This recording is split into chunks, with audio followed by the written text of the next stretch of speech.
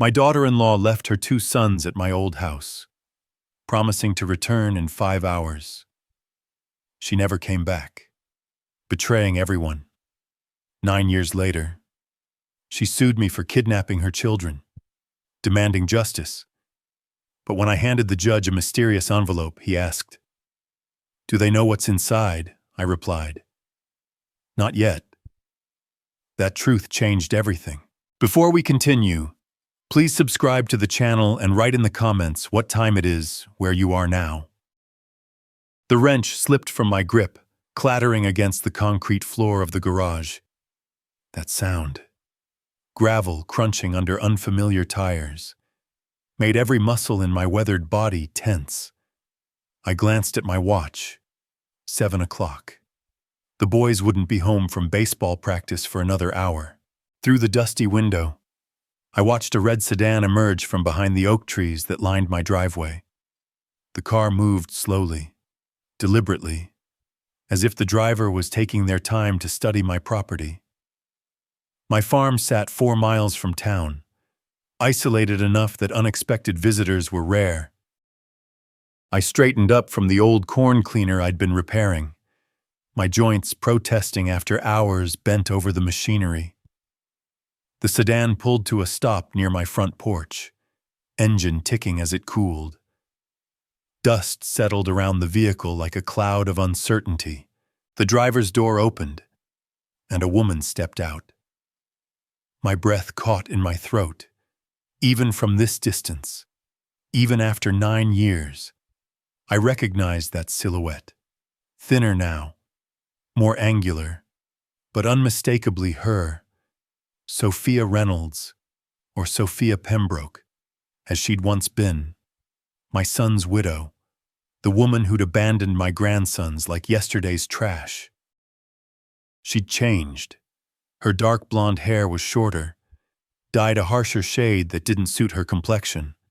The clothes she wore, a crisp blue blazer and dark slacks, looked expensive, like she was trying to project respectability. But I could see the nervous energy in her movements, the way her fingers drummed against her car keys. Dark circles shadowed her eyes, visible even at this distance. She looked older than her 45 years, worn down by whatever life she'd chosen over her children. I stepped out of the garage, still gripping the wrench in my right hand. My work boots crunched against the gravel as I moved toward the house, positioning myself between Sophia and my front door. She hadn't seen me yet. Her attention was focused on the windows, searching for glimpses of the boys she'd left behind. Sophia. My voice carried across the yard, flat and cold. She turned, and for a moment, genuine surprise flickered across her features. Then she composed herself, lifting her chin with a confidence I knew she didn't feel. Her smile was practiced, hollow. "Hello, Levi." She took a step closer, her heels clicking against the stones. "You look well." I didn't move from my position near the porch steps. My grip on the wrench tightened until my knuckles went white. "What are you doing here? I've come back for my children." The words hit me like a physical blow. For 9 years, Ethan and Noah had been my boys, my responsibility, my family. I'd raised them from scared little kids into strong young men. I taught them to throw a curveball, helped with homework, held them when nightmares woke them crying for parents who couldn't comfort them anymore. "Your children," my voice rose despite my efforts to stay calm. "You lost the right to call them that when you walked away." Sophia's practiced composure cracked slightly. "I was sick. Levi, I needed time to heal. 9 years. I stepped forward, my full height, 6'3" of farm-built muscle, casting a shadow over her. 9 years to heal from what? From being their mother. She flinched, but held her ground. "You don't understand what I went through after Daniel died. The grief, that I understand plenty." My words came out sharp, clipped, I understand that two little boys needed their mama, and she chose to run away instead of fighting for them. I'm fighting for them now." Sophia's voice hardened, revealing a steel beneath the nervous exterior. "I'm their mother, Levi, their legal guardian, and I want them back." The threat in her tone was unmistakable. This wasn't a request. It was a declaration of war. "Get off my property." I raised the wrench slightly, not as a threat, but as emphasis. Those boys have a home here. They have stability. They don't need you disrupting their lives again. Sophia's smile returned, colder now. "We'll see about that." She turned and walked back to her car with measured steps. "This isn't over, Levi, not by a long shot." The red sedan reversed down my driveway, disappearing behind the oak trees as suddenly as it had appeared. I stood alone in my front yard, the wrench trembling in my grip, watching the dust settle where her car had been. The quiet of the countryside returned, birds singing in the distance, wind rustling through the cornfields. But the peace I'd known for 9 years was shattered. Sophia was back, and she wanted my boys. I started walking toward the kitchen door, my legs unsteady beneath me. This wasn't over, not by a long shot. Inside my kitchen, muscle memory took over while my mind reeled. I filled the coffee pot with water, measured grounds into the filter, pushed the brew button, all automatic movements performed by hands that still shook from the confrontation outside. The familiar ritual couldn't calm the storm in my chest. 9 years. 9 years since she'd vanished like smoke, leaving me to pick up the pieces of 2 broken little hearts. Steam rose from my cup as I sat at the old oak table where my family had shared thousands of meals. Daniel's photo smiled at me from the refrigerator door. My boy in his army uniform, proud and strong, never knowing what would come after, what cancer would steal from all of us. The coffee tasted bitter, but I drank it anyway, letting the heat ground me in the present moment. Evening light slanted through the gingham curtains my wife had hung 20 years ago, painting everything golden. This kitchen had seen joy and sorrow in equal measure. I closed my eyes and let myself remember Daniel's final days. Spring of 2014, when hope had finally died in that sterile hospital room. My son, my strong, capable boy, who could fix any engine and charm any woman, reduced to skin and bones beneath white sheets. Sophia had been there for every visit, holding his hand while machines beeped their electronic lullabies of life support. She'd whispered to him constantly, telling him about the boys' latest adventures, painting pictures of the future they'd planned together. Even as Daniel's body failed, she never stopped believing he'd come home. "I can't do this without him. Levi," she'd whispered to me one night in the hospital corridor, mascara streaking down her cheeks. "I don't know how to be their mother alone." I should have seen the warning signs then. The way she flinched when Ethan hugged her, as if his touch hurt. How she'd stare at Noah sleeping and start crying for no reason. The boys reminded her of Daniel. The same dark hair, the same stubborn chin, the same laugh that could fill a room. After the funeral, Sophia's grief consumed everything. She'd sit in Daniel's chair for hours, staring at nothing. The boys would try to show her their drawings or ask for help with homework, and she'd look right through them like they were ghosts. Grandpa Levi, 6-year-old Ethan, had asked me one afternoon, "Why doesn't Mama see us anymore?"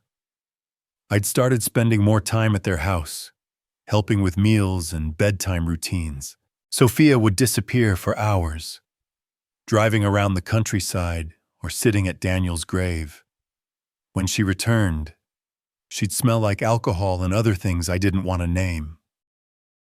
The boys began coming to my farm more often. First for afternoons, then overnight stays, then entire weekends. Sophia never objected. If anything, she seemed relieved to have them gone. I understood her pain. Lord knows I'd felt it too, when cancer took my boy. But understanding didn't excuse abandonment. Those children needed their mother, not another grieving statue in their house. I tried everything, Daniel had whispered during his last conscious conversation. Promise me you'll take care of them. Dad, all of them. Sophia, too, if you can. I'd made that promise with tears in my eyes, never imagining how impossible it would become. How do you care for someone who doesn't want to be saved? The coffee had gone cold in my hands. I stared at Daniel's photo, seeing his young face full of hope and determination. He'd fought the cancer until his last breath, never giving up, never running from the pain. His wife had made a different choice. I set down the cup and rubbed my eyes. Tomorrow would bring new challenges. Sophia had made that clear. But tonight, I needed to remember why I'd fought so hard to give Ethan and Noah the stability their mother couldn't provide. The sound of gravel in the driveway made me look up. The boys were home from practice, their voices carrying through the screen door as they argued about batting averages. Normal sounds of a normal evening in a house where children felt safe and loved. I pushed back from the table, leaving Daniel's photo smiling down at the kitchen, where his sons would soon sit for dinner. Some promises were worth keeping, no matter the cost. Daniel's face in that photograph blurred as my vision clouded with unshed tears. That promise I'd made to him, to protect his family, all of them, had been tested in ways I never could have imagined. But one night in particular remained seared into my memory like a brand. The night that changed everything forever. 18 months after Daniel's death, when the boys had just started to feel secure in their routines. Sophia made her choice. It was past 3 a.m. when car doors slammed outside my house. I'd been asleep in my recliner, the late news flickering silently on the television. The harsh sound jolted me awake, and I immediately knew something was wrong. Through my front window, I saw Sophia's beat-up Honda weaving slightly as she walked toward my porch. Even in the darkness, her unsteady gait told the whole story. She was drunk again, or worse. I intercepted her before she could reach the front door where my grandson slept. The smell hit me first. Cheap wine mixed with something sharper, chemical. Her clothes were wrinkled like she'd slept in them, and her eyes held a wild, desperate look I'd never seen before. Sophia, what are you doing here? I kept my voice low, conscious of the sleeping children upstairs. I want to see my boys. She tried to push past me, but I blocked her path with my body. They're my children. Levi, you can't keep me from them. At 3 a.m, in this condition, I gestured at her disheveled appearance. They're asleep. They're safe. Let them be. But our voices had already carried upstairs. Small feet padded across the hardwood floor above us. And moments later, Ethan appeared at the top of the stairs, his 6-year-old face pale with confusion. Behind him, little Noah rubbed his eyes, clutching his stuffed elephant. Grandpa, what's happening? Ethan's voice was small, uncertain. Sophia looked up at her sons, her babies, and something cracked in her expression. Not softness, but something harder. A door slamming shut. Mama, Noah called down, hope threading through his sleepy voice. Instead of answering, Sophia turned away from them. I can't, she whispered to me, her words slurring slightly. Look at them. Levi. They have his eyes, his smile. Every time I see them, I see what I lost. The boys crept down a few more steps, drawn by the sound of their mother's voice, but staying close to each other. Ethan's arm went protectively around his younger brother's shoulders, a gesture that broke my heart, because no 6-year-old should feel responsible for protecting anyone. Sophia, I tried again, my voice gentler now. The children need you. They miss you. She laughed, but there was no humor in the sound. Need me? Look at them. Levi, really look. They're terrified of me, their own mother, and they're hiding behind you like I'm some kind of monster. I glanced back at the boys, and my heart sank. She was right. Noah was crying silently, and Ethan's face showed the kind of weariness that comes from too much unpredictability. Too many disappointments. That's not... I started, but Sophia was already moving past me, heading for the door. I'm leaving, she announced, her voice gaining strength. Tonight for good this time. Sophia, wait. Don't do this. The boys will be better off without me. She paused at the door, her hand on the knob. You'll take care of them. You already are. They love you more than they ever loved me anyway. That's not true, and you know it. But she was gone, the screen door banging shut behind her. I heard her car start, the engine coughing and sputtering as she backed out of my driveway. The boys and I stood frozen in my living room, listening to the sound fade into the distance. The next morning, I found the note she'd left on my kitchen counter, handwritten on lined paper, the words shaky but clear. Levi, I can't be the mother they deserve. Every day I look at them is another day I fail Daniel's memory. Take them, raise them, love them the way I can't anymore. They're yours now, Sophia. I folded that note carefully and put it in my desk drawer, some instinct telling me I might need it someday. Who knew it would come in handy 9 years later? Sitting in my kitchen now, the taste of cold coffee sharp on my tongue. I understood what had really happened tonight. Sophia's return wasn't about maternal love or second chances. It was about something else entirely. Something that had nothing to do with being a mother. I stood up from the table, my joints protesting, and carried my cup to the sink. The photo of Daniel watched me from the refrigerator, his young face serious now in the evening light. Tomorrow would bring whatever Sophia had planned. But I was ready. I had the truth on my side, and 9 years of proof that those boys belonged here with me, where they were loved and safe. The sound of Ethan's laughter drifted down from upstairs as he helped Noah with homework. Normal sounds in a normal house where children could count on the adults to protect them. Some fights were worth having, no matter how long they took. The weight of that memory pressed down on me as I sat in my kitchen staring at Daniel's photograph. But Sophia's abandonment hadn't been the end of the story. It had been the beginning of my own desperate search for answers. 4 weeks after she disappeared, I drove to the Cedar Ridge police station. Officer Ramirez, a man about my son's age, listened patiently as I explained the situation. His uniform was crisp, professional, but his eyes held genuine sympathy. Mr. Pembroke, I understand your concern, he said, leaning forward across his metal desk.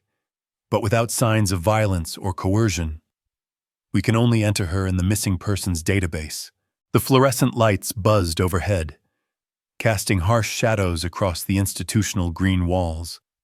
I felt out of place in my work clothes, surrounded by filing cabinets and official documents that couldn't capture the reality of 2 scared boys asking why their mama didn't love them anymore. She left a note. I offered. Said she couldn't handle being their mother. That actually supports voluntary departure. Ramirez's tone remained gentle but firm. Adults have the right to leave, even if we don't agree with their choices. 2 months later, My frustration with bureaucratic limitations led me to Mike Sullivan's office in Austin. The private investigator operated from a cramped space above a hardware store. His desk cluttered with case files and coffee-stained reports. "Finding people is what I do," Sullivan said simply, his weathered face serious. "But I need you to understand. Sometimes what we find isn't what we want to hear." His rate was $175 per day, plus expenses, a significant sum for a retired farmer. But I had savings, and the boys needed closure, even if they never knew I was searching. "Weekly reports," Sullivan promised, shaking my hand. "I'll find her. Mr. Pembroke. Question is, what do you want to do when I do?" I hadn't known the answer then. 4 weeks into October, Sullivan called with results. Sophia was living in Seattle under her maiden name, working nights at a dive bar called O'Brien's Pub. She'd rented a studio apartment in a rough neighborhood, made no attempt to contact family or friends back home. "She's alive, healthy as far as I can tell," Sullivan reported over the phone, "living paycheck to paycheck. But she chose this life. No signs she's being held against her will or prevented from making contact." The information hit me like cold water. Part of me had hoped she was sick, trapped, unable to return. Instead, she'd simply chosen a new life that didn't include her children. "You want me to approach her, set up a meeting?" Sullivan asked. I sat silent in my kitchen, watching Ethan help Noah with homework at the same table where we sat now. They'd adapted to life without her, found their rhythm in our little family. They still asked about Mama sometimes, but the tears had stopped months ago. "No," I said finally. "End the investigation. You sure I could keep monitoring? If she wanted to come back, she would have come back." The words came out harder than I'd intended. "Send me your final report and close the file." Sullivan mailed me a manila envelope containing photographs, addresses, employment records. Sophia smiling behind a bar. Sophia walking alone down city streets. Sophia living the life she'd chosen instead of fighting for the one she'd abandoned. I locked that envelope in my desk drawer next to her farewell note. Now, 9 years later, I understood why I'd kept those documents. Information was power, and Sophia had no idea how much I knew about her choices. She thought she could return with lawyers and demands, believing I'd been sitting here helpless all these years. But I'd never been helpless, just patient. The sound of gravel crunching outside pulled me back to the present. Through the window, I could see the school bus approaching, bringing my boys home from another ordinary day in their secure, stable lives.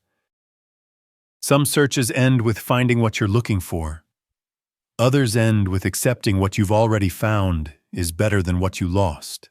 The school bus rounded the bend at exactly 4:15, just as it had every weekday for the past 9 years.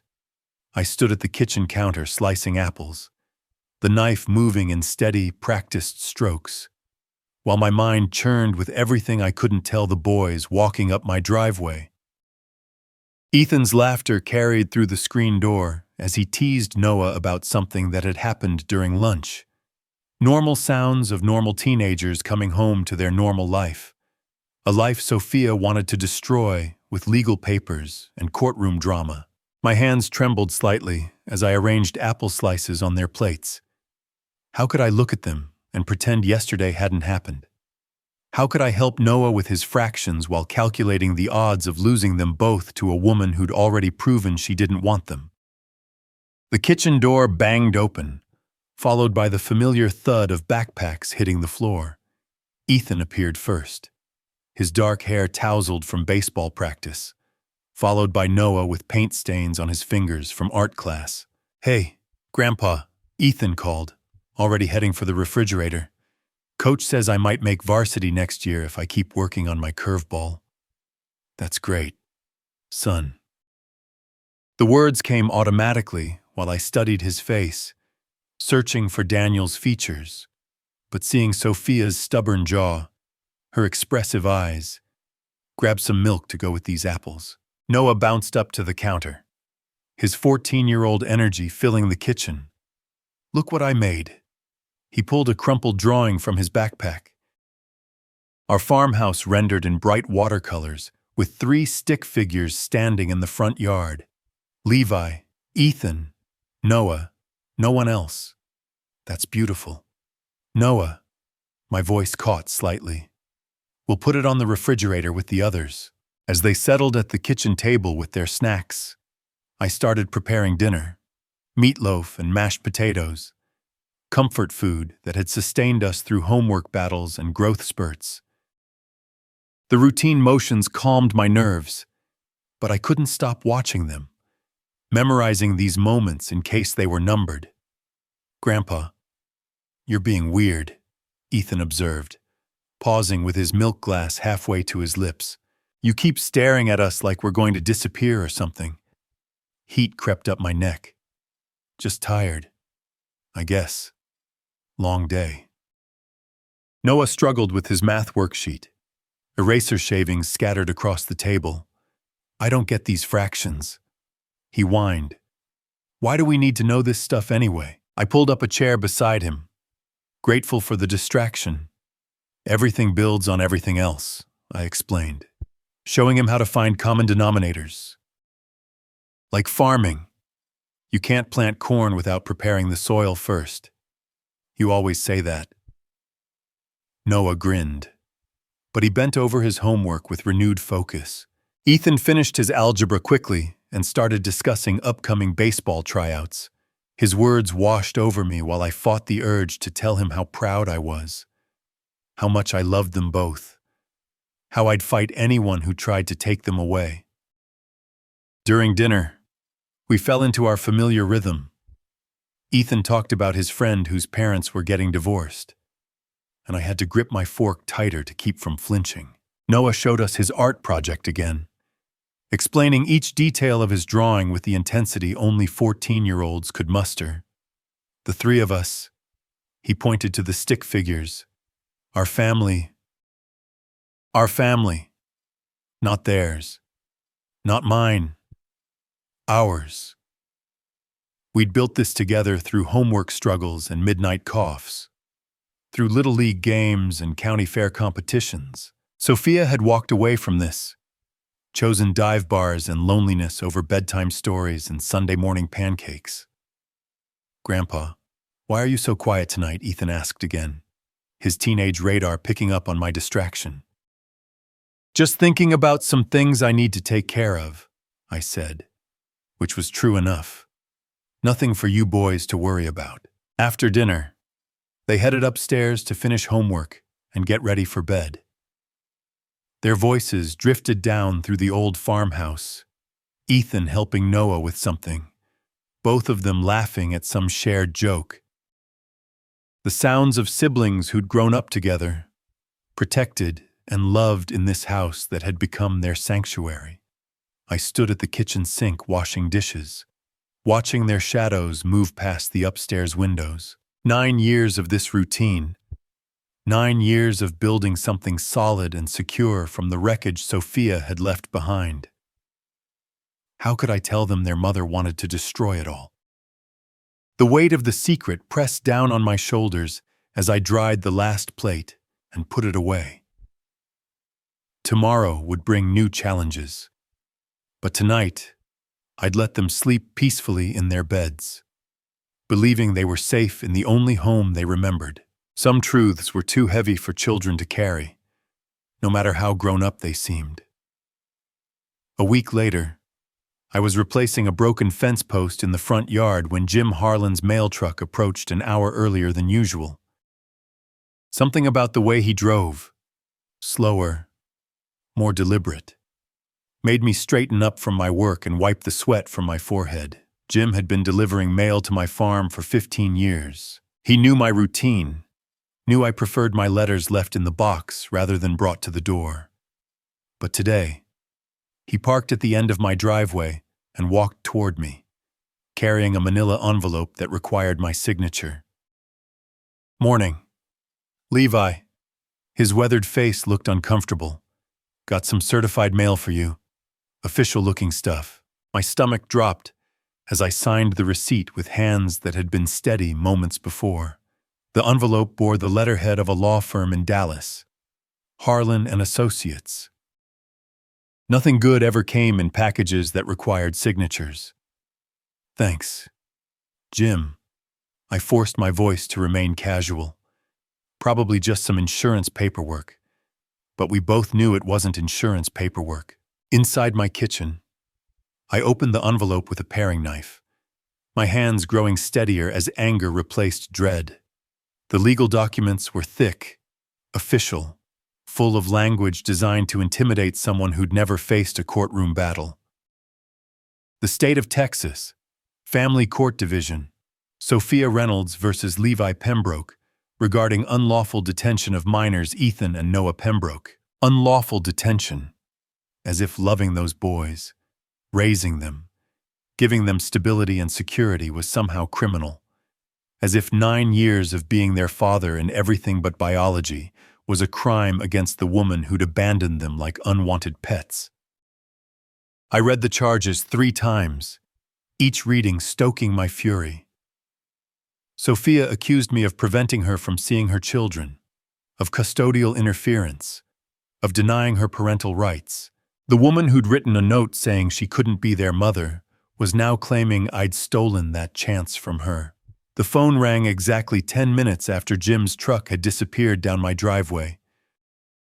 Sophia's timing was precise, calculated. She'd known exactly when I'd received those papers.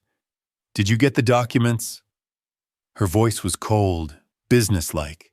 Nothing like the broken woman who'd stumbled into my yard that night 9 years ago. "Sophia, you've completely lost your mind." My grip tightened on the receiver. "Unlawful detention. Those boys have been with me because you abandoned them. I was sick. Levi, grieving. And you took advantage of that to steal my children." Steal. The word exploded out of me. I saved them. I gave them a home when their mother decided bars were more important than bedtimes. "Meet me today. 2 o'clock. Riverside Diner." Her tone brooked no argument. "We can settle this quietly, or we can let the courts decide. Your choice." The line went dead before I could respond. I stared at the phone for a moment, and then carefully hung it up. Sophia's choice of meeting place was strategic. The diner was public, neutral, full of potential witnesses. She'd thought this through, planned every detail. I looked around my kitchen, seeing 9 years of family life in every corner. Ethan's baseball trophies on the windowsill, Noah's artwork covering the refrigerator. Homework still scattered on the table from last night's algebra session. This wasn't desperation driving Sophia's return. This was calculation. Someone had advised her, coached her, given her the language and strategy to launch this legal assault. She wasn't the broken woman who'd left that note in 2016. This was someone who'd had time to prepare, to gather resources, to plan her attack. I checked the clock, 11:15. The boys wouldn't be home from school for hours, which meant I had time to drive into town and face whatever Sophia had planned for our confrontation at Riverside Diner. Changing into clean clothes, I caught sight of myself in the bedroom mirror, 70 years old, weathered by farm work and worry, but still strong enough to fight for what mattered. Sophia might have lawyers and legal papers, but I had something more powerful, the truth. And I had that note she'd written 9 years ago. The one where she'd voluntarily given up her children because she couldn't handle being their mother. She had no idea I'd kept it. No idea what kind of evidence she'd left behind in her moment of honest desperation. Let her bring her lawyers and her calculated tears. I'd been raising her children while she played at being free.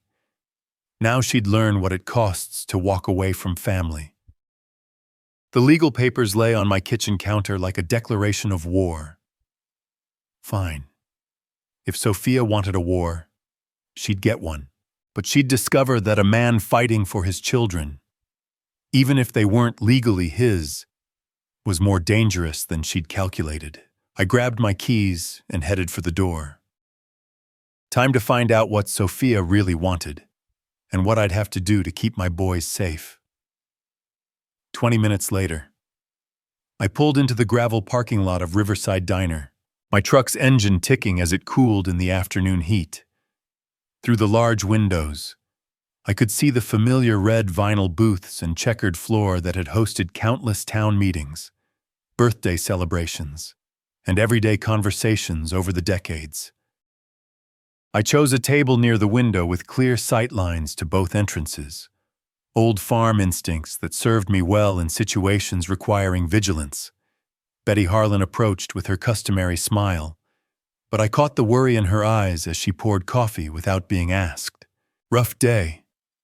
"Levi," she asked quietly, her weathered hands steady despite the tension radiating from our interaction.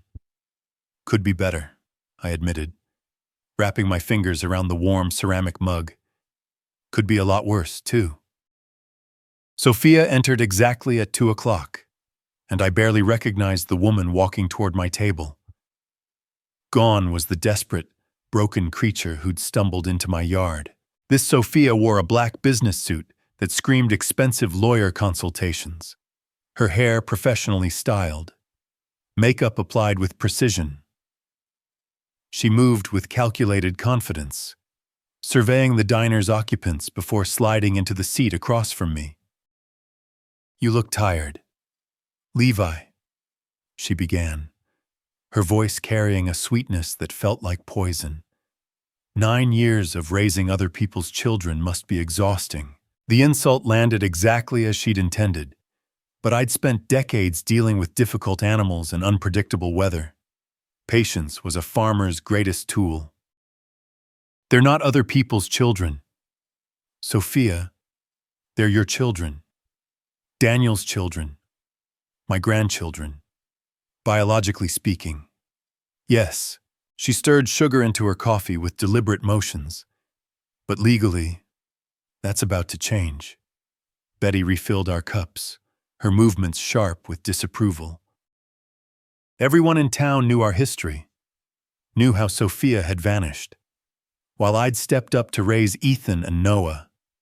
In a community this size, secrets didn't exist, only varying degrees of polite silence. "Let me cut through the pretense," Sophia continued, leaning forward with predatory intensity. "I want $600,000. Levi, cash. Transfer it to an account I'll specify." And I disappear again. Permanently this time. The number hit me like cold water. $600,000. More money than most farmers saw in a lifetime, even successful ones. "And if I refuse, then I take the boys." Her smile never wavered. "I've got witnesses prepared to testify about your isolation, your age, your inability to provide proper care for growing teenagers. Courts favor mothers, especially mothers who've overcome personal struggles to reclaim their children." I studied her face, seeing past the makeup and professional styling to the desperation underneath. This wasn't about maternal love or second chances. This was about financial survival. Someone or something had her backed into a corner, and she'd decided to use my grandsons as leverage to escape. "Where were you when Ethan broke his leg sliding into home plate?" I asked quietly. "When Noah had pneumonia that kept him in the hospital for a week? When they asked why their mama didn't love them anymore?" "I was sick," she replied without emotion. "Grieving, processing trauma. The court will understand that I needed time to heal before I could be the mother they deserved." 9 years of healing, however long it took. Sophia checked her watch. Another calculated gesture. "You have 24 hours to decide. Levi, money or children, those are your options." She stood and placed a $20 bill on the table, enough to cover both our coffees with a generous tip. Even her payment was strategic, demonstrating financial capability to anyone watching. "Sophia," I called as she reached the door. "What happened to you? Where did the woman who loved Daniel go for just a moment?" Her mask slipped. Something raw and broken flickered across her features before the professional composure returned. "She died with him," Sophia said simply. "What's left is what you see." The door chimed as she left, her heels clicking against the sidewalk as she walked to her red sedan. I remained at the table, watching her drive away while Betty hovered nearby with maternal concern. "Levi, honey, are you all right?" "I will be," I said, standing and leaving my own payment. "One way or another, I will be." The drive home gave me time to process what I'd learned. This wasn't about custody or children's welfare. It was extortion dressed up in legal language. Sophia had calculated that my love for the boys would override my common sense, that I'd pay any price to avoid a court battle. She'd miscalculated in one crucial area. She assumed I'd been passive these past 9 years, simply accepting her abandonment without documentation or preparation. But farmers learn to plan for bad weather, failed crops, and unexpected disasters. I had something Sophia didn't know about, something that could change everything. That evening, I found Ethan and Noah sprawled across our living room sofa, arguing over television channels with the casual intensity only siblings could manage. The late sun streamed through windows that framed the life we'd built together. Ethan's baseball trophies on the mantel, Noah's artwork covering one wall, family photos documenting 9 years of birthdays, holidays, and ordinary moments that had become precious beyond measure. I reached for the remote and clicked off the television. Both boys looked up with the startled attention children give when routine suddenly shifts. "We need to talk," I said, settling on the coffee table facing them. "Both of you. It's important." Ethan straightened immediately, his 16-year-old instincts recognizing serious adult business. Noah's expression shifted from curiosity to concern as he registered the gravity in my voice. "Boys, I need to tell you something I should have mentioned earlier." I took a deep breath, knowing these words would change their sense of security forever. "Your mother has come back. She wants to take you away from here." The silence that followed felt heavy as summer air before a thunderstorm. Ethan's face hardened with understanding, while Noah's eyes widened with a mixture of confusion and possibility. "Mom's back," Noah whispered. "She wants to see us." "She wants more than that," I explained carefully. "She's filed papers with the court claiming I've kept you from her illegally. She wants custody, wants you to come live with her." Ethan's reaction was immediate and fierce. "Like heck she does," he said, his voice carrying an anger I'd rarely heard from him.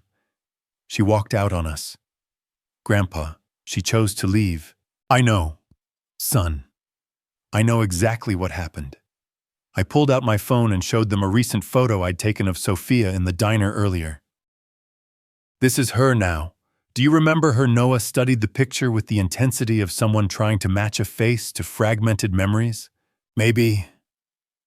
Sort of." His voice held uncertainty mixed with longing. "She looks different than I remember." "You were only 4 when she left," I reminded him gently.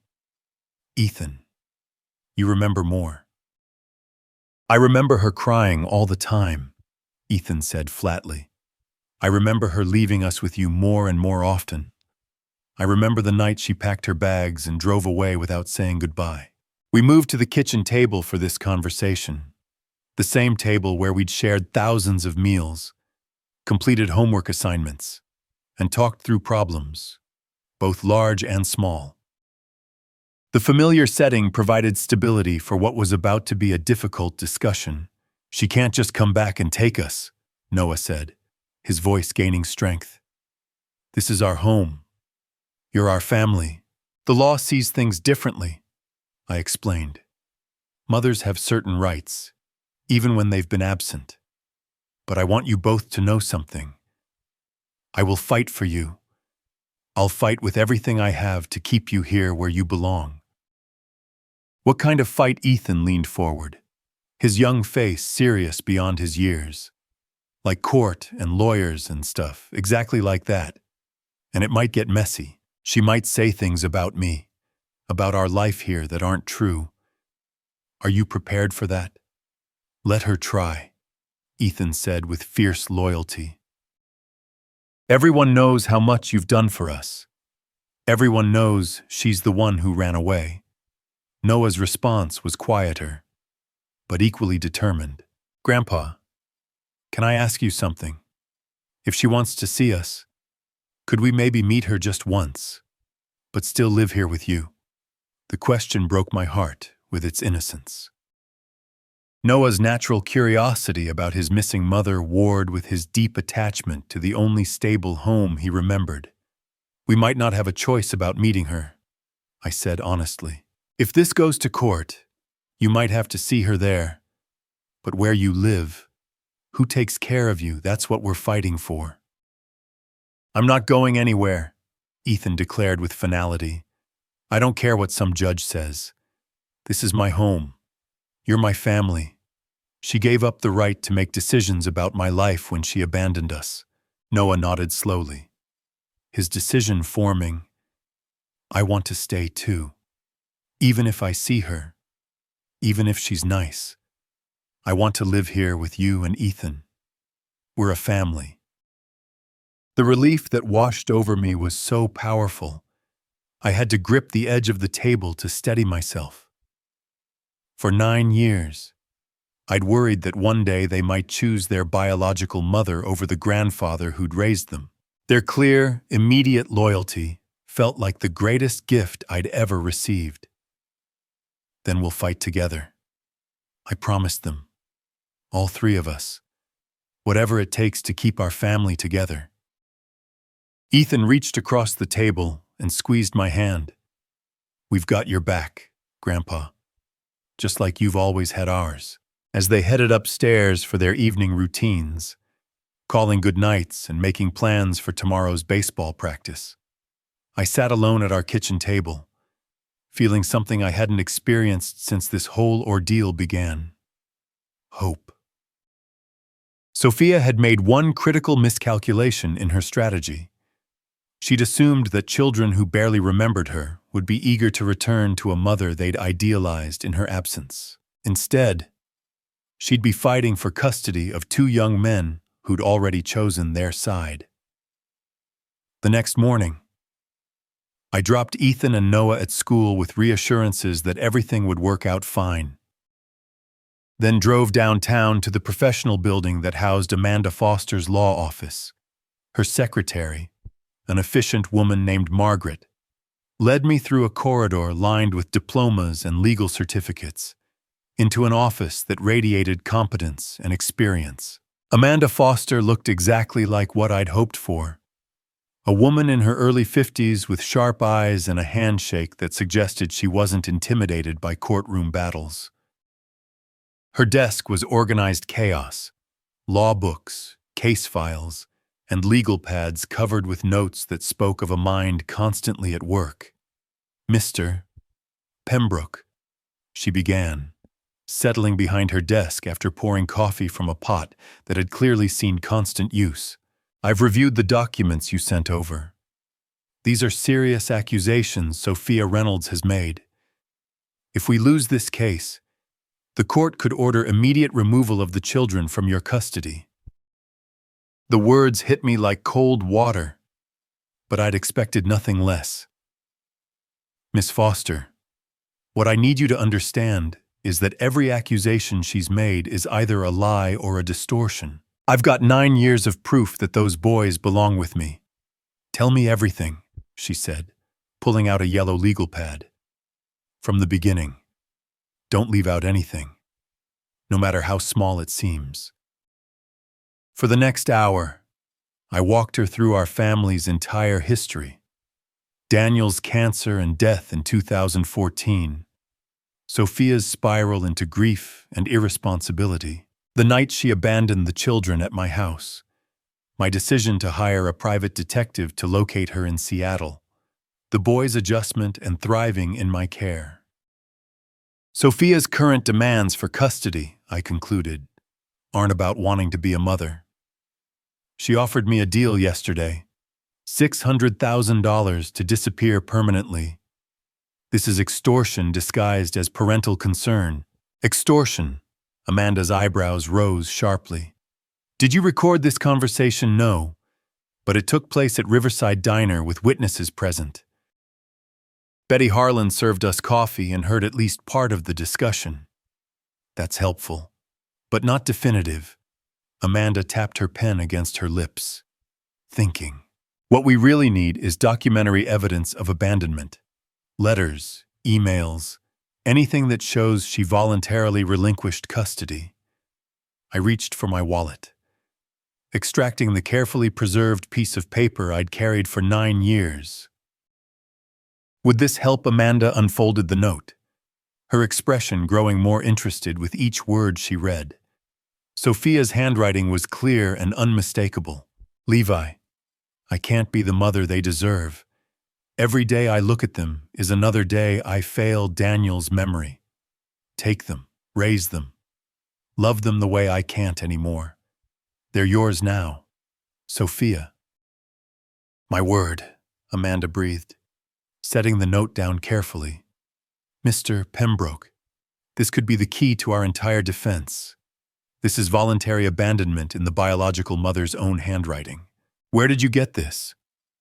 She left it on my kitchen counter the morning after she packed her bags and drove away 9 years ago. I watched Amanda examine the paper, seeing hope building in her professional assessment. I kept it because, well, maybe I knew this day might come. Maybe I couldn't bring myself to throw away the last honest thing she ever said to me. Have you told anyone else about this note? Nobody. Not even the boys know it exists. Amanda made several more notes, her energy visibly increasing as she grasped the legal implications. This changes everything. Mr. Pembroke, with this evidence, plus witness testimony about her 9-year absence, plus the children's clear preference to remain with you, we have a very strong case. What do we need to do first? We'll need character witnesses from your community, teachers, neighbors, anyone who can testify to your care of the children and Sophia's absence. Second, we'll document the children's wishes formally. At ages 14 and 16, their preferences carry significant weight with the court. And the note, we'll have it authenticated by a handwriting expert and entered as evidence, unless Sophia can prove this is a forgery, which she can't. This demonstrates clear, voluntary abandonment of parental responsibilities. For the first time since Sophia had appeared in my driveway, I felt like we had a real chance of winning. Amanda's confidence was infectious, her strategy sound, her experience evident in every question she asked. There's one more thing, Amanda said, leaning forward intently. Sophia's attorney will likely try to paint you as an elderly man unable to care for teenagers. We need to demonstrate your physical health, mental acuity, and continued ability to provide appropriate guardianship. I can handle that, I said. 70 isn't that old when you've been working farms your whole life. Excellent. Amanda stood and extended her hand. Mr. Pembroke, I'm going to do everything in my power to keep your family together. Sophia Reynolds made a choice 9 years ago, and she wrote it down in her own words. Now she's going to live with the consequences. Walking out of Amanda's office into the bright morning sunlight, I felt something I hadn't experienced in weeks. Genuine optimism.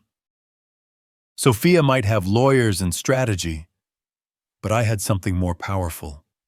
The truth documented in her own handwriting. She had no idea what was coming. The week before, our court hearing passed in a blur of preparation that reminded me of harvest season. Methodical, purposeful work, with everything depending on the outcome.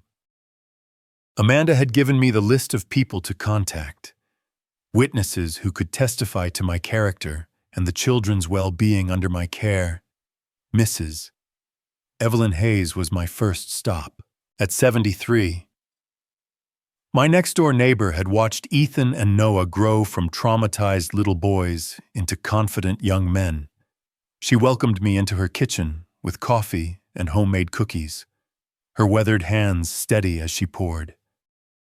"Levi, I've been waiting for this conversation for 9 years," she said, settling into her favorite chair by the window that overlooked my property. "I watched you become both father and mother to those children. I saw you at every school event, every sports game, every time they needed medical attention." Her voice grew stronger as she continued. "When Noah had pneumonia that winter, you sat up with him 3 nights straight. When Ethan broke his arm, you were at the hospital faster than any ambulance. That woman!" She shook her head firmly. She was a ghost long before she disappeared completely. Next, I drove to Cedar Ridge Elementary to meet with Mr. David Thompson, who taught both boys and watched them flourish despite their early trauma. His office walls were covered with student artwork and achievement certificates, including several with the Pembroke name. "Your grandsons are remarkable young men," he told me, pulling their academic files from his desk drawer. "When they first came to live with you permanently, Ethan was withdrawn, aggressive. Noah had nightmares that affected his classroom attention. But look at these records. Steady improvement, honor roll achievements, positive social interactions." He leaned forward, his teacher's instincts evident in every word. "Levi, I've seen children from broken homes. These boys aren't broken. They're thriving because you gave them exactly what they needed: stability, consistency, and unconditional love." Dr. Bennett at the Family Medical Clinic provided 9 years of health records documenting my responsible guardianship, regular checkups, prompt treatment of illnesses, dental care, vaccinations, all the mundane details of raising children that Sophia had abandoned along with everything else. "Mr. Pembroke, Dr. Bennett said, reviewing the thick files. "These children have received excellent care under your guardianship. Their physical and emotional development has been completely normal, even exemplary considering their early trauma. I'll gladly testify to that effect." But as I drove through town gathering support, I noticed unfamiliar cars parked at the Cedar Ridge Motel, city license plates, people in business suits who clearly weren't local. Sophia was importing her own witnesses, preparing her own version of events for the courtroom. That evening, Amanda called with the court schedule confirmation. 9 o'clock sharp tomorrow morning," she said. "Are you ready for this?" "Levi, as ready as I'll ever be," I replied, touching the envelope in my jacket pocket. Sophia's handwritten note that would end this battle once and for all. "Amanda, do you really think that note will be enough combined with everything else? Your community support, the children's clear preferences, 9 years of documented care." Her voice carried professional confidence mixed with personal conviction. "Levi, truth has power. Tomorrow, we're going to prove that love and sacrifice matter more than biology and legal technicalities." I hung up the phone and walked through my quiet house, seeing evidence of family life in every corner. Ethan's baseball glove on the kitchen counter, Noah's latest artwork covering the refrigerator, school photos documenting their growth from scared little boys to confident teenagers who knew they were loved. Tomorrow I'd walk into that courtroom carrying 9 years of proof that home wasn't about blood. It was about showing up every day. No matter how hard things got, Sophia had chosen to run. I had chosen to stay. Now we'd let the judge decide which choice had served the children better. The familiar weight of Daniel's photo smiled at me from the mantel as I turned off the lights. I'd kept my promise to him. Whatever happened tomorrow, I'd fought for his boys with everything I had. The Cedar Ridge County Courthouse stood like a monument to justice on Main Street, its limestone facade weathered by decades of Texas storms, but still projecting authority. Amanda and I arrived 15 minutes early, climbing the steps past protesters, not many, but enough local supporters that I felt the community's strength behind me. Inside the courtroom, wooden benches filled quickly with familiar faces. Betty Harlan from the diner, Mrs. Hayes from next door, Mr. Thompson from the school, Dr. Bennett. People who'd watched me raise Ethan and Noah, who knew the truth of our life together. Sophia entered at exactly 9 o'clock with a man in an expensive suit, her attorney from Dallas, all Polish and city confidence. She'd chosen her outfit carefully. Conservative navy blue, minimal makeup, the picture of maternal respectability, but I could see the tension in her shoulders, the way her eyes avoided mine as she took her seat at the plaintiff's table. Judge Harlan Brooks entered with the gravity his position demanded. 62 years old, silver-haired, with the kind of presence that commanded immediate respect. I'd seen him at community events over the years. A fair man, but not one easily swayed by emotion over evidence. "Court is now in session," he announced, his voice carrying the weight of decades on the bench. Case number 2025, FC 147, Reynolds versus Pembroke, regarding custody of minor children, Ethan and Noah Pembroke. Sophia's attorney, a man named Caldwell, who clearly charged by the hour, stood to present his opening statement. His voice carried the smooth confidence of someone accustomed to winning through preparation and presentation rather than truth. "Your Honor, this case centers on a fundamental principle, a mother's sacred right to her children.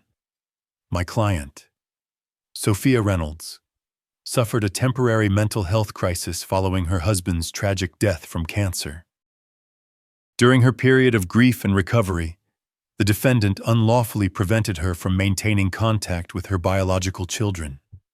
I felt Amanda's hand touch my arm, steadying me as Caldwell continued his carefully crafted narrative that bore no resemblance to the reality I'd lived. Miss Reynolds has undergone extensive therapy, maintained stable employment, and rebuilt her life. She now seeks to reclaim her proper role as mother to children who have been denied her love through no fault of her own." When Sophia took the witness stand, her performance was flawless. She spoke of overwhelming grief, of needing time to heal before she could be the mother her children deserved. Her voice broke at calculated moments. Her eyes glistened with tears that seemed genuine to anyone who hadn't lived through her abandonment. "I never intended to be away permanently," she testified, looking directly at Judge Brooks with practiced sincerity.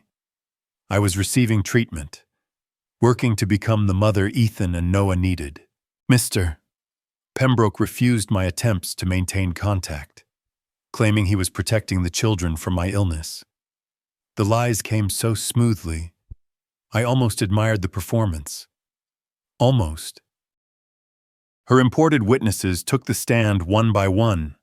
A therapist from Seattle who'd seen her twice, a supervisor who vouched for her employment stability, a neighbor who claimed she'd often spoken lovingly of her children. Professional references, with limited knowledge, carefully coached testimony designed to paint a picture of rehabilitation and maternal longing.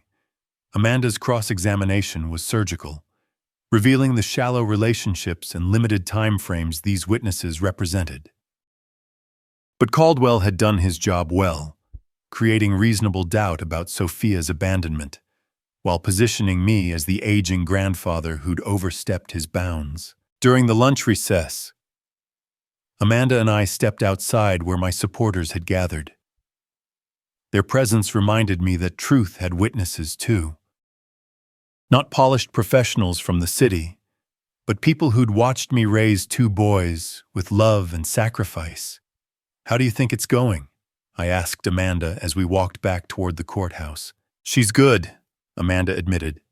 "Coached, prepared, playing the victim card perfectly. But Levi," she smiled with quiet confidence, "she has no idea what's coming this afternoon."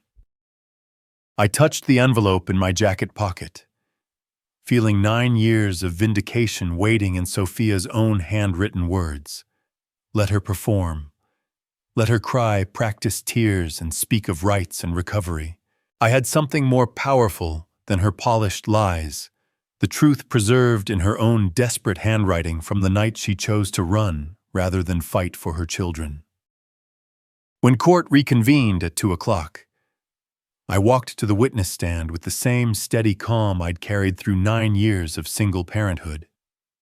The courtroom felt different now, expectant, as if everyone sensed we'd reached the moment when truth would finally confront lies. Amanda approached the witness box with professional confidence, her questions designed to let me tell our story in my own words. "Mr.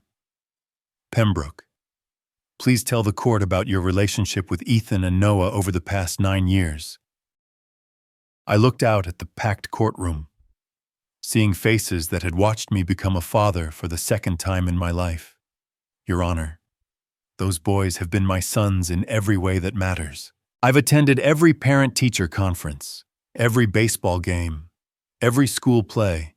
I've sat up nights when they were sick, helped with homework, taught them to drive. I didn't choose this responsibility. It chose me when their mother walked away." Sophia's attorney objected to my characterization, but Judge Brooks allowed me to continue.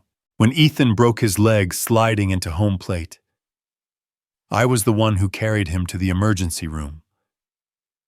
When Noah had nightmares about why his mama didn't love him anymore, I was the one who held him until he could sleep. For 9 years, I've been the parent who showed up." Amanda nodded, moving closer to the critical moment. "Mr.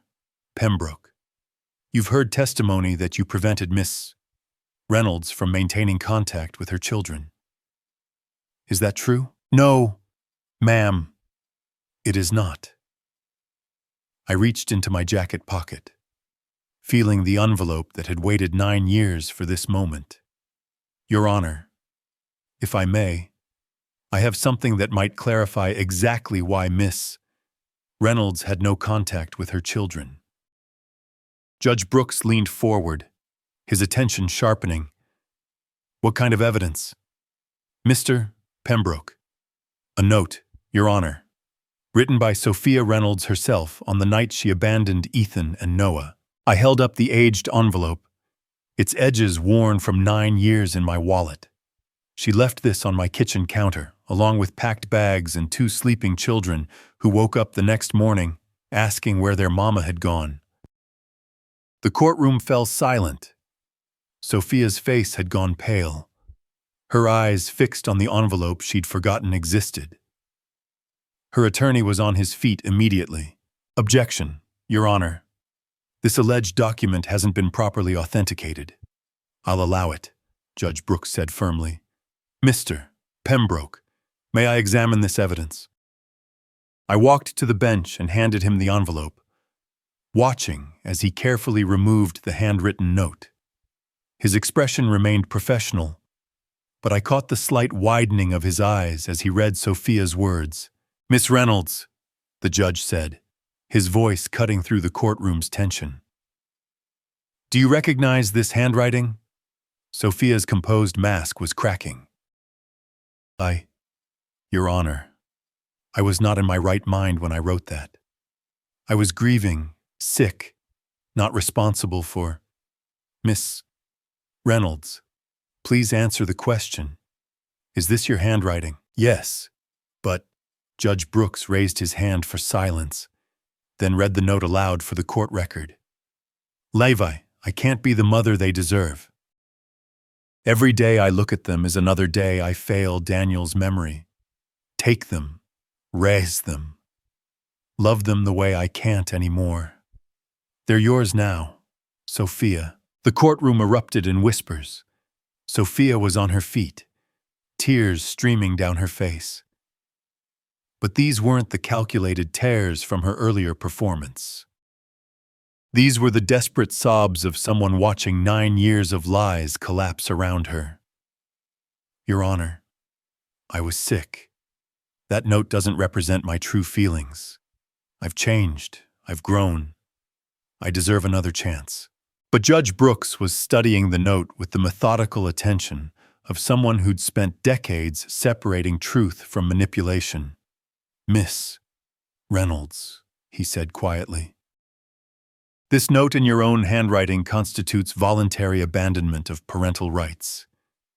You didn't temporarily step away for treatment. You permanently relinquished custody to Mr. Pembroke. The fact that you now regret that decision doesn't invalidate its legal implications. Sophia's attorney made desperate arguments about mental competency and temporary incapacity. But the damage was done. The note was authentic, the abandonment voluntary, and the 9-year silence that followed spoke louder than any coached testimony about rehabilitation. When Judge Brooks delivered his ruling 20 minutes later, his words carried the weight of legal precedent and moral clarity. The court finds that Miss Reynolds voluntarily abandoned her parental rights through written declaration and 9 years of complete absence from her children's lives. Mr. Pembroke will retain full custody of Ethan and Noah Pembroke with no visitation rights granted to the biological mother. As the courtroom cleared, I remained seated for a moment, watching Sophia leave with her defeated attorney. Part of me felt sorry for her, the broken woman who'd never recovered from losing the love of her life. But a larger part felt the deep satisfaction of justice served. Amanda gathered her papers, professional pride evident in her efficient movements. Levi, that note was the key to everything. Why did you keep it all these years? I thought about her question as we walked toward the courthouse steps where my community waited. Maybe I knew this day would come. Maybe I just couldn't throw away the last honest thing she ever said to me. Outside, Ethan and Noah were waiting with Mrs. Hayes and the other supporters. They'd been excused from school to hear the verdict, and their faces showed the relief of children who finally knew they were safe. "Grandpa," Ethan said, his 16-year-old voice steady with maturity beyond his years. "Is it over?" "It's over," I confirmed, putting my arms around both boys. "We're going home. We're staying together. We're family." As we walked down the courthouse steps toward our truck, Noah looked up at me with the kind of trust that 9 years of love had built. "Grandpa, did our mom really not want us?" It was the question I dreaded. But the answer came easily because it was true. Your mom was hurting. Noah, sometimes when people hurt that badly, they can't see past their pain to love what's right in front of them. But that was her choice, not your fault.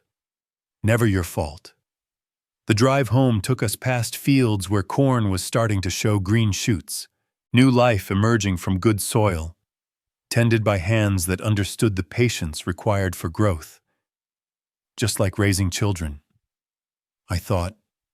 Just like building a family from love and commitment rather than biology and obligation. Some battles are worth fighting. Some promises are worth keeping. Some families are worth everything. As the sun set on our farm that evening, Levi, Ethan, and Noah sat together on the porch, watching the stars emerge one by one. The boys' laughter filled the air, a sound of true freedom after the storm. Levi smiled, knowing their bond was unbreakable. If you enjoyed this heartfelt tale of family and resilience, please like this video and subscribe to the channel for more inspiring stories. Share your impressions in the comments below. What touched you most? Did it remind you of your own family experiences? Feel free to ask questions, and let's discuss further. Your thoughts mean the world to us, and we'll engage with everyone. To hear the next captivating story, click on the box to the left. Thank you for watching, and remember, family is built on love that endures.